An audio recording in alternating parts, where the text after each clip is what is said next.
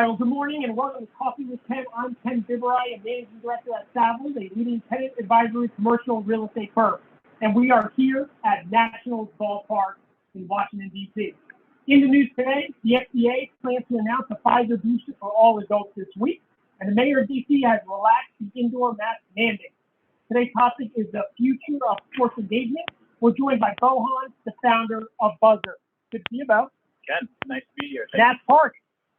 It's very surreal to be here. Yeah. It's empty. It's great to be here. Packed. It's the biggest production they've had at Nats Park. You know, the last time I tried to come to a game, it was against the Giants, and it got rained out. So. Well, listen, we want to be grateful and thankful to the Lerner family, Michael Cohen, the entire Washington Nationals organization for having us here today. We're talking sports engagement. What better place to do it at an actual baseball? Absolutely. Right? They've been early supporters of Buzzard, and I'm very thankful for Michael Cohen and Ed Cohen and the family for being a great partner throughout the entire experience. Well, let's just dive right into Buzzard, right? How do you enable and enhance sports engagement for the future? Yeah, I mean, just to kind of back things up in terms of, it started out during my time at Twitter. Years there, leading our content acquisitions group. And it started off in 2016 with the acquisition of 10 Thursday night football games. So we actually had NFL games live on Twitter. And we quickly moved over to the MLB, NHL, NBA, PGA, MLS, WNBA in that order. And we started to do the broadcast deal. What made sense is that for years, Twitter was always the quintessential second screen experience for anything that's live, right? Take the Wizards Pelicans game, for example, a few nights ago. They were down 19. They in the fourth quarter, and with 6 minutes left, they went on a 13-0 run. When you see that type of momentum happening in the game, it's trending on Twitter, right? And if you're watching the game, amazing. That's what we call NBA Twitter, right? But if not, you have this overwhelming sense of FOMO or panic, right? Of where's the nearest TV or sports bar? What channel is it on? What subscription is it part of? By the time you figure all that out, it's done, right? And so this is really to address an audience that is not readily in front of a television. You see the next generation. I'm sure you see this with your kids. We grew up with television, right? Our kids in the next generation grew up with mobile phones, with iPads, right? And so it's a different screen experience. And we really have to think long and hard about how do we optimize what's going on here to what's happening down here, right? And you have to figure out that how you optimize live games for television is not the same for mobile. And so that is what Buzzard is that we are trying to optimize long-form live content, live games that make sense to your phone. Right? And so that has been an effort for us to kind of reach out to the next generation. Just unpack that a little bit. Over the last 20 years, I'd sit there, or I would sit with my dad or my uncle, and we watch the game on Sunday, or we'd wake up super early on Monday to catch Sports Center so we could see what happened the night before. So when we went to school, we were actually caught up to speed. How has all that evolved over the last 20 years, and what is the next 20 years of consumption of media and sports going to look like? Yeah, I mean, that's a great question. I think that the love for sports is generational. But in terms of how we engage with sports, it is not, right? There is a real generational gap when it comes to consumption of live sports. You have the older generation that are still consuming live long-form games that are really optimized for television. And then you have the younger generation, namely Gen Z and younger millennials, that are only consuming highlights and clips that are optimized for Twitter, TikTok, Snapchat, Instagram. Also, the type of fandom has changed, right?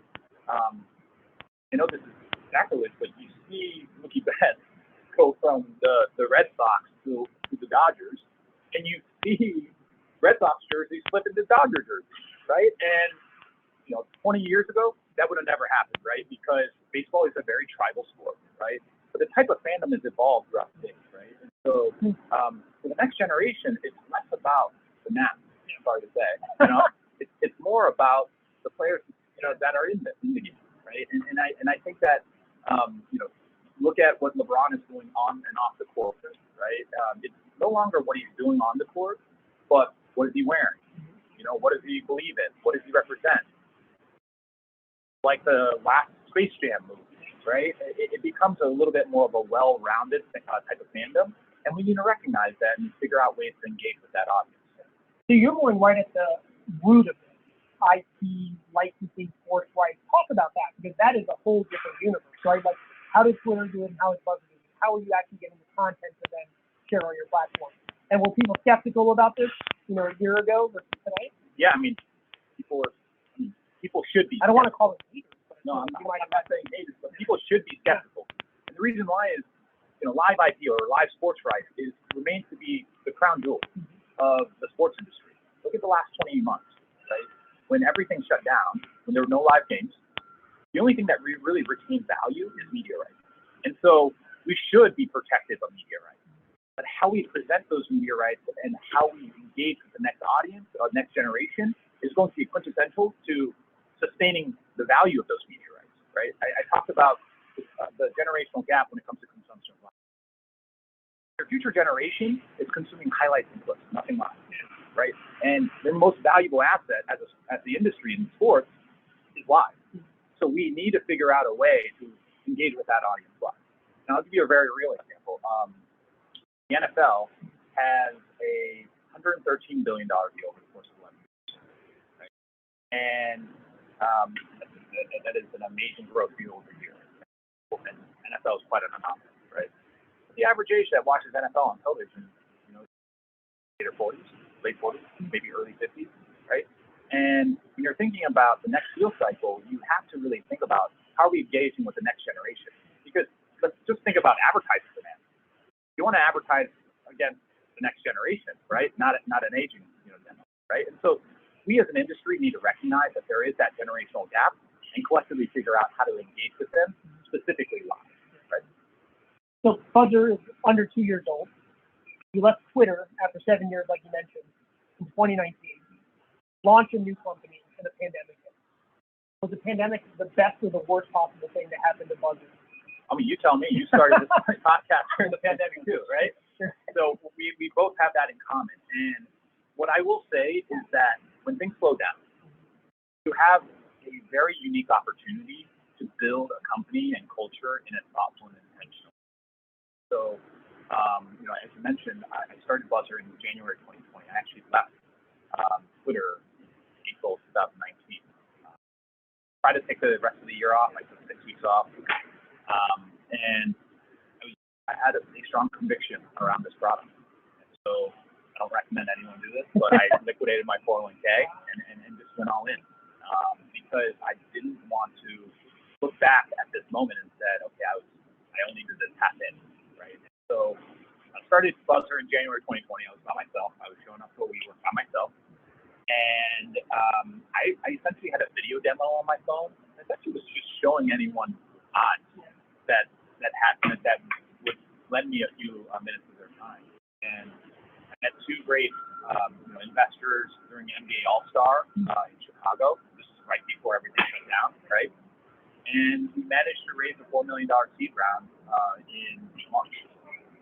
And everything shut down. And I was given an opportunity to really kind of sit back and think, okay, how do I do this in a thoughtful and meaningful way? One, I had offered to give the money back, because everyone's portfolio, like all of our financial situation, had rapidly changed through this pandemic. And a lot of investors were like, is this a trick? Like, are you oversubscribed? And are you trying to free up? I'm like, no, I'm really trying to do the right thing here, And the second bit is, some of our investors, like, they're supposed to close the round, not give money back, right? But I will say what that created was a little bit more autonomy, but also grace in terms of things that we were going to do in the future. But immediately right after the gate, when we closed the $4 million seed round, we only hired people who were impacted or furloughed due to the pandemic. And so our first 11 employees were people who were laid off due to the pandemic. And I could have never expected the type of culture that would breed. And so that was one bit. The second bit was, we were building this in the midst of a social and racial reckoning in this country, right? And so how do you see all this? How do you see all the inequity and not really use that as an opportunity to, what we call level the playing field, right? And so that was the, creation of Strive, right? And Strive was created was actually our first Buzzard product. And had nothing to do with sports, had everything to do with community.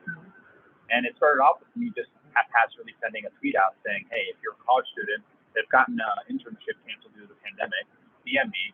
I said, if you're a black college student that goes to an HBCU, please DM me. I put the emphasis on the second bit. I woke up the next day with 600 DMs.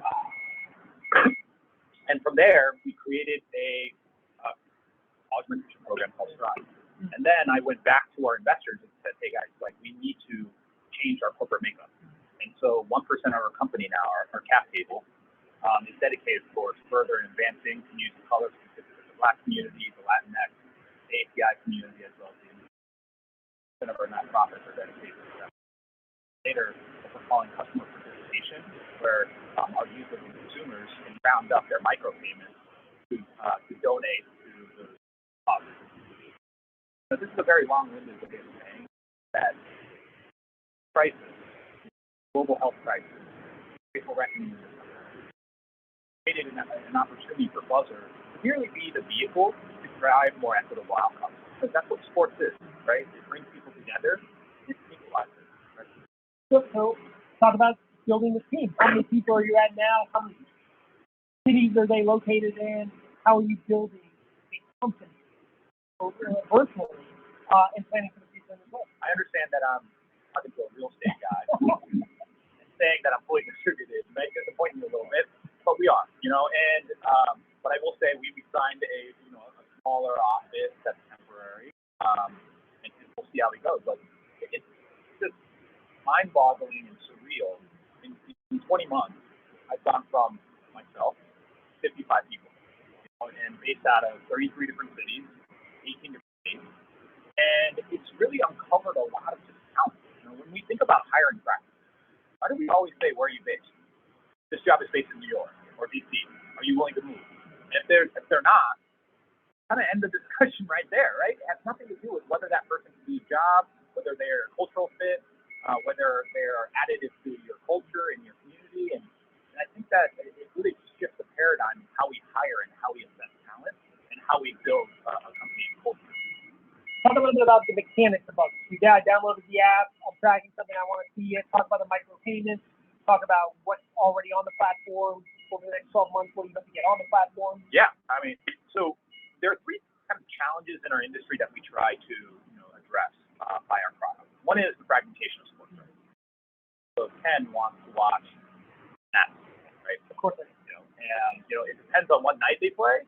You need ESPN, Fox, local RSN, and maybe MLB TV based off of where you are, right? That's 4 subscriptions or 4 channels to watch the net. Compound that with Champions League, PCL, the NBA, right? You're juggling a lot of subscriptions, so it's really not optimized. Second is, as I mentioned before, the generational gap when it comes to consumption of sports. And then the third is this bundling and unbundling of media. Right now we're in this unbundled stage thanks to Netflix, right? And so now all the networks, including ESPN and Fox and CBS and NBC, all have their what we call SVOD, subscription video on demand service, right? ESPN Plus, Peacock, and so forth. And now we're juggling so many subscriptions, you don't even know what you have anymore. You don't even know what you're paying for anymore, right? Where to find when, right? What? And so that kind of leads to what we're building at Buzzard. We're building 3 products to start. What is micropayments? Meaning pay for content that you want to watch and when you want to watch something. Our marketplace is just crowded with subscription products. Every single network is asking you to subscribe, and you may be a little bit fatigued by subscriptions, right? Also, Gen Z and younger millennials look at the gaming industry. They are a non-subscription generation, right? So how do you approach them in a way that they consume other pieces of content, which is a very digital goods-driven economy, i.e. micropayments, right?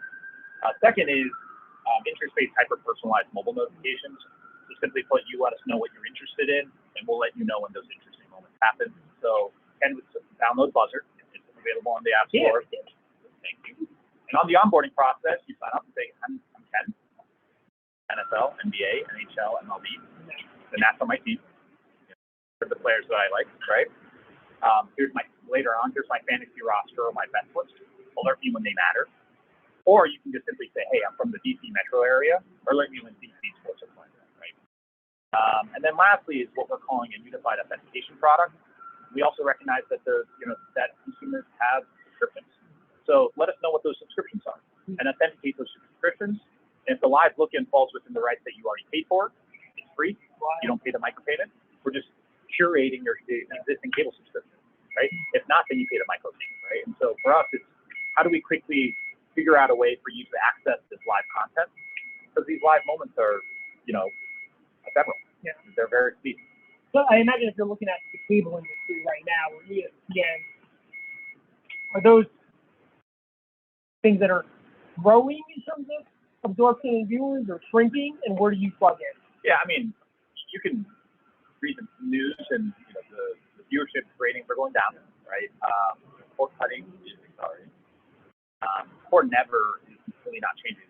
Gen Z and younger millennial audience, the millennial audience, are the cord never audience, right? These are folks that never had cable, never will have cable. Right? So our challenge is how do we address that first? Is how do we address the cord never audience? Also, how do we address the piracy audience, the pirating audience, right? Piracy right now is a $28 billion global problem. And here's the thing, it's just a reflection that we as an industry are doing a better job of keeping audience out and keeping content in.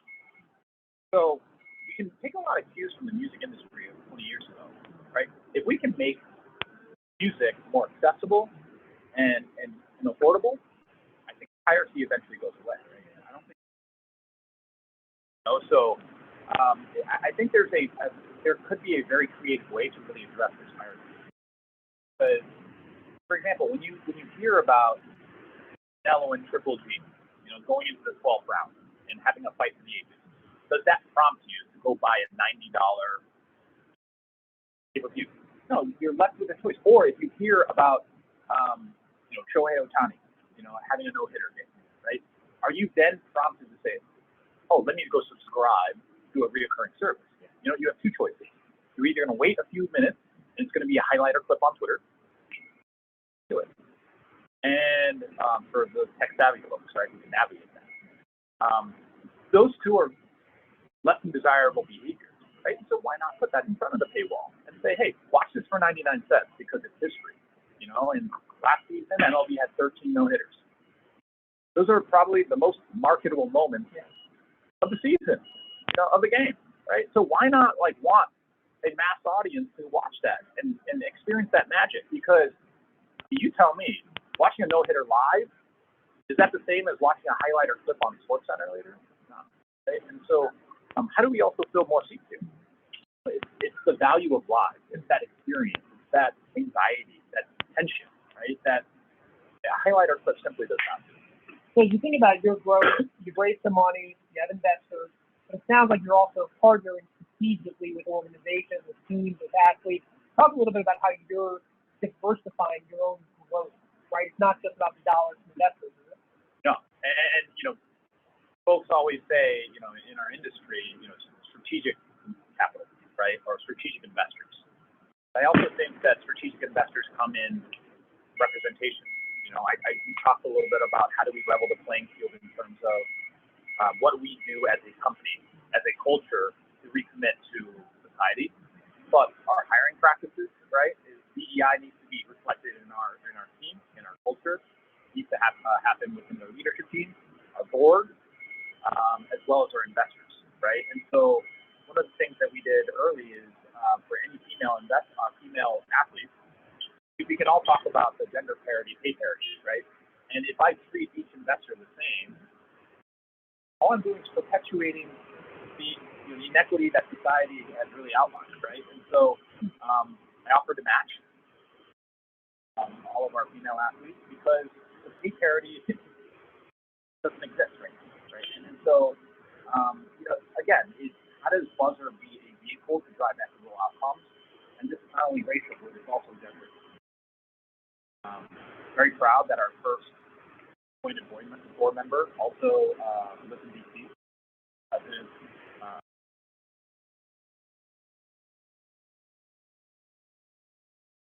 and at LA Sparks. Yeah, it's just representation needs to reflect far beyond your seat. Cap table is very important. But as you mentioned, we have 31 player investors, right? Saka, Patrick Mahomes, all that Booker, and what we have to also realize, as we illustrated with the Mookie Betts example, right? They are not only distribution channels, but they're also marketing channels, right? They're also, right? What appealed to Patrick Mahomes about Buzzard is that that's how he consumes it, right? That's how LaMelo Ball consumes content. So you really have to appeal to them on the customer level. Then obviously, the investment opportunity.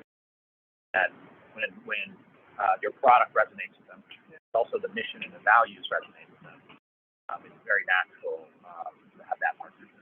So, why aren't other people doing this? Why isn't ESPN doing it? Why aren't teams doing it themselves? I mean, where are you in this time period where you can grow and expand and capture market share ahead of anybody else doing it? Yeah, great question. This entire business is built off of licensing, right? So that is a very tough barrier, right? And there's a handful of people in this industry that can actually execute on rights licensing. So it's a very small industry. It's operated out of trust. Trust that is cultivated over the years. Second bit is, as before, anything that's new in any industry get a label of being disruptive. Yeah. But I do think that the best type of innovation is not disruptive, it's complementary. It's really understanding how business is set up, the business models are set up, what incentivizes certain legacy partners, whether that you be a league, a network, a subscription video on demand service, an OTT service, a regional sports network. Understand their business goals and objectives, and then build products that complement it, right? The authentication product, where you authenticate your subscription, the least Gen Z product we will build, right? But it is meant to complement what's out there, right? To answer your question about why can't ESPN do this, well, ESPN technically can, but there are constraints because I don't imagine ESPN would drive traffic to CBS or to NBC because there's an amazing game going on, right? So I think our edge is that we're small, we're quick and nimble, but also we're neutral. And then lastly, we're an aggregator of sport form live sports sites that are customized to you and your interests, right? So we are very, very focused on what you want to do, right? At our stage of our company, I think the biggest threat to our business is less competitors and our lack of focus, right? And so knowing who we are, why we focus on what we focus is extremely important. And that's what we try to do every day is just kind of remain core product. And you talk a little bit about last mile delivery. Talk a little bit more about that, because I think that is something that's probably only going to get traction as a time. Well, what does that mean to you? Why aren't we seeing that in news media, paywalls for like New York Times, articles? I feel like what you're doing at Buzzard should be expanded across a whole multitude of sectors. Yeah, I use the term last mile. I'm very intentional about that because these live moments that happen here, it's like food. They perish after a certain moment of time. And so we as an industry is, how do we get this in front of a consumer as quickly as possible before it perishes? And when I say it perishes, it becomes a highlight or clip that you probably see 10 times. Some different handles. And so once we really kind of corner that last mile, it really becomes very interesting because we become the bridge to a lot of things. It could be a bridge to future NFTs, right? It could be a bridge to betting. It could be a bridge to merchandising. Say that you watch that Steph Curry 50-point game. Here's a Steph Curry jersey. Here's the next time the Warriors are in your town, right? And so there's a lot of ways that we can kind of bridge to other aspects of your interest, and that data becomes very interesting. Right? So we've been very open about sharing first-party data. The NBA, WNBA. Hey, here are all the Steph Curry fans that are outside the Bay Area. What they do with that becomes very meaningful because that guides all other pieces of their business to be more effective and to be more strategic in that way. What other leagues do you focus on? Global growth? Yeah, what's the future? The what do you think 5 years from now? Obviously, looking at MLB, right? And so. So what's the delay? I mean, what's that's an ongoing discussion. And as I said before, is licensing is a very long and challenging discussion, and it should be, right? It's like not everyone should have it, right? The value of live sports rights is really driven by scarcity, and it should be, right? And so, MLB is obviously a perfect format, right? You're looking at a long 4-hour game. How do we, really condense that for the next generation to consume content, right? And so you can't present the next generation with an opportunity of watch a 4-hour game or don't watch it at all. So they will never watch it, right? And so how about we give you, you're a Mookie Betts fan, we'll give you every single Mookie at bat. Well, Mookie is about to, go up to bat, bottom of the ninth, bases loaded, I think Juan Soto is a better example. Sorry. So, those moments, right, that are about to happen, right? How do we get folks to tune into that moment, right? And so, and then we talked about no-hitters. Last season, I think it broke a season record of 13 no-hitters in a season. So, I think, that is a great format. I think the NFL is a great format, especially because they already have a great fantasy product. So imagine then, like, I'm alerting you every time someone on your fantasy roster is in the red zone, right? That becomes a very just relevant moment for you, and you'll tune in, and you'll probably watch 15 games because of that. Maybe in a little piecemeal, or you might already be a customer that is just on their couch, on a Sunday afternoon. I don't imagine. Or coffee shop. Yeah, I don't imagine you sitting still for 4 hours, but if you did, it's a very, so how do we take red zone and make it more mobile, right? And then what we're also passionate about is women's sports, the underdistributed sports, because the reality is that women's sports right now is played during the day. For example, I went to Game 4 of the WNBA Finals at 4 o'clock in the afternoon on a Sunday. What's also on Sunday? The NFL, right? And so we're honestly not giving the WNBA an opportunity to succeed because WNBA is on ESPN too, and on the other major channels, NFL games are going on, right? And so how do we then and it's kind of this cycle where because they have an unfavorable day part, less people will watch it, and if less people watch it, less ad demand, they will move off at the 3 o'clock in the afternoon spot. And so knowing what we know, if I understand that you are a Diana Taurasi and Asian Wilson fan, how do I alert you? Those moments matter because you're probably running around 3 o'clock on a Saturday or Sunday afternoon. So how do I approach you in your mobile device and say, hey, Candace Parker is heating up. Watch the last 5 minutes of this game. So just to close out, we're in D.C., a town that is defined by influence, politics, lobbying, etc. I wonder how you think about the athletes in terms of them thinking about their own identity, marketability as leverage and influencers and advocates on your behalf to get the word out, influence MLB, NFL, etc. How do you think about the athletes as kind of influencers to help make a case for expanded rights access and so on? Yeah, for us, we've been very intentional about our player investors, right? With the exception of Michael Jordan and Wayne Gretzky, who are the ghosts of their respective fields. The rest of our investor base are in their 20s, and they are little ghosts, right? You see Patrick Mahomes, you see Melo Ball. He's a very exciting player to watch, right? And I think that the way that they authentically connect with their fans, for example, Texas Tech had a football game on Saturday, and Patrick Mahomes was going nuts because the Texas Tech kicker, I think, nailed a 42-yarder, to win the game. And I think that he's tweeting about it.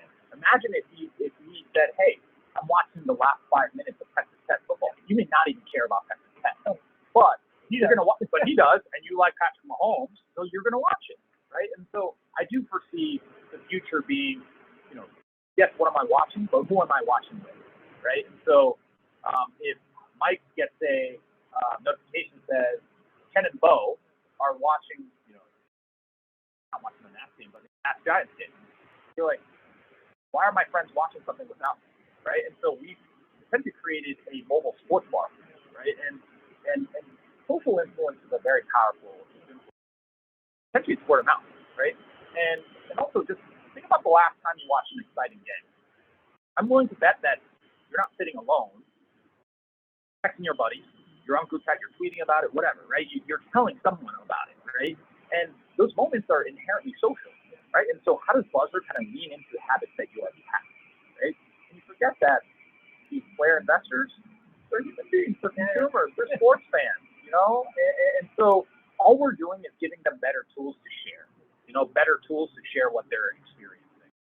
That's what's exciting about this all is that, I think that later on, I do see a future where the players can also project and make content themselves, right? So say that LaMelo Ball is playing one-on-one with other Lonzo Ball. I would pay to watch that. Yeah, I mean, we saw John Wall and Jalen Green play one-on-one in a warm-up. Yeah. And someone happened to be on the court capturing that. That got millions of views. That's a consumer signal that people want to watch that. So what if you got a notification from Bradley Beal saying, hey, I'm playing one-on-one with Spencer, 99 cents to watch. Yeah. That's content that you won't get anywhere else, right? And then on the flip side, it's all about immediacy. Immediacy is a social currency. So if you are the one in your group of friends to share with everyone else, you have this moment of, hey friends, you're welcome. And that's a social currency. Yeah, you're in the know. And so I think there's a lot of ways that we can engage with consumers with habits and behaviors that they already have. We're not trying to recreate behavior. We're trying to lean in and Well, Bohan, thanks for taking the time to be here. Thank you so much. Appreciate it. Thanks again to the Washington Nationals and Lerner family for hosting us. Next Coffee with Ken is going to be tomorrow on the Hunt for Talent. Visit us at www.coffeewithken.com to catch up on past sessions and future ones. Take care.